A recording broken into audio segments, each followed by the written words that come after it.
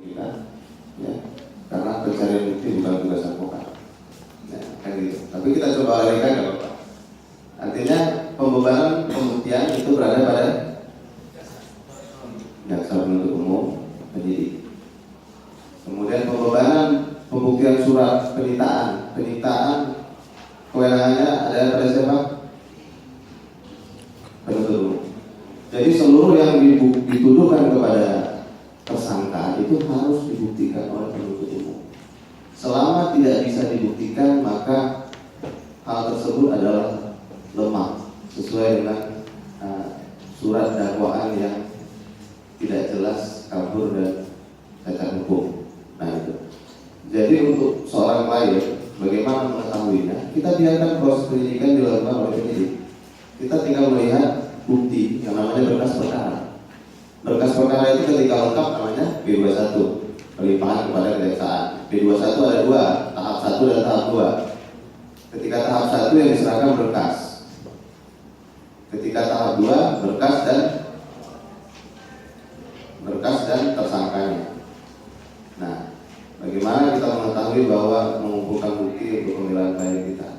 Bukti yang ada pada klien kita yang tidak dimiliki oleh penyidik, kita wajib menjaga kerahasiaannya. Itulah senjata dari advokat untuk membela di muka pengadilan. Kita bisa melihat bukti yang dituduhkan oleh penyidik, dugaan penyidik terhadap tersangka kita bisa melihat, dan itu terbuka dalam berkas bundel perkara. Kita bisa membaca, mau ada CCTV ya, segala macam surat-suratnya ini. Tapi apa yang dimiliki oleh klien kita yang diserahkan kepada kita pribadi sebagai senjata untuk pembelaan di muka pengadilan itu tidak perlu kita tunjukkan kepada penyidik.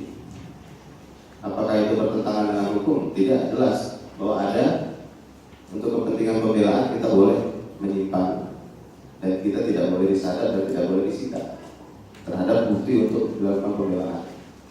Nah, begitu. Jadi boleh fungsinya melekat itu kewenangan melekat pada penyidik penuntut untuk melakukan pembuktian terhadap dugaan. Tapi seorang advokat juga boleh mengumpulkan bukti. Bagaimana cara advokat memperoleh keyakinannya untuk pembelaan? Yaitu dengan wawancara saksi arisan, dengan melihat bukti-bukti surat. Bukti surat ini sudah ada dalam berkas perkara. Bisa jadi buktinya sudah ada, bisa jadi belum. Nah, gitu. Jadi seorang advokat sebelum menerima klien, sebelum menerima kuasa, pahami dulu apa permasalahannya. Ada beberapa advokat yang tidak mau pegang pelecehan, case pelecehan tidak mau. Ada beberapa advokat yang tidak mau pegang case korupsi, boleh untuk hak mereka.